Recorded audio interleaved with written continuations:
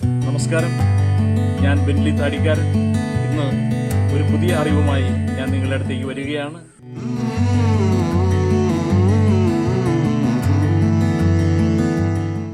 എന്താണ് അറിവ്? അറിവിന്റെ ലക്ഷണം എന്താണ്? വിനയമാണ് അറിവിന്റെ ലക്ഷണമെന്ന് എല്ലാവരും പറയും.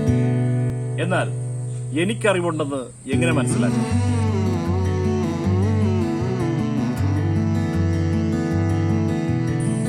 ഈ ലോകത്തെ സ്വാധീനിച്ച മഹാനായ ഒരു തത്വജ്ഞാനം ഉണ്ടായിരുന്നു. പാശ്ചാത്യ സംസ്കാരത്തിന്റെ പിതാവെന്നറിയപ്പെടുന്ന അദ്ദേഹമാണ് സോക്രട്ടീസ്. അറിവിന്റെ ഒരു ഭണ്ഡാരമായിരുന്നു സോക്രട്ടീസ്. സോക്രട്ടീസ് പറയുകയാണ്, എനിക്ക് ഒരു കാര്യം അറിയാം. അതെന്തെന്നറിയാവോ? എനിക്ക് ഒന്നും അറിയില്ല.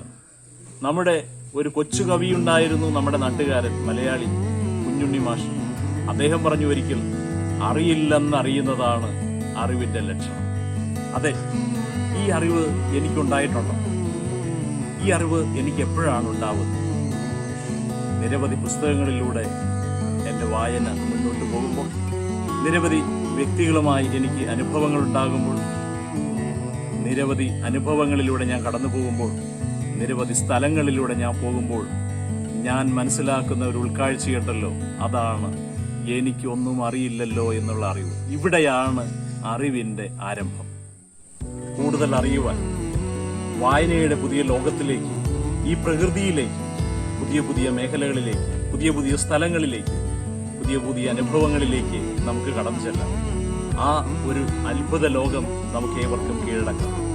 അങ്ങനെ വരുമ്പോൾ നമുക്ക് അറിവിന്റെ വിശാലമായ, ആനന്ദത്തിന്റെ വിശാലമായ ഒരു ലോകത്തിലേക്ക് നമുക്ക് കടക്കാൻ കഴിയും. ഒരിക്കലും അവിടെ നമുക്ക് സങ്കടമുണ്ടാവില്ല, ദുഃഖമുണ്ടാവില്ല. അറിവിന്റെ ആ ആനന്ദകരമായ ആ മേഖലയിലേക്ക് നമുക്ക് കടന്നു ചെല്ലുവാനായിട്ട് സാധിക്കും.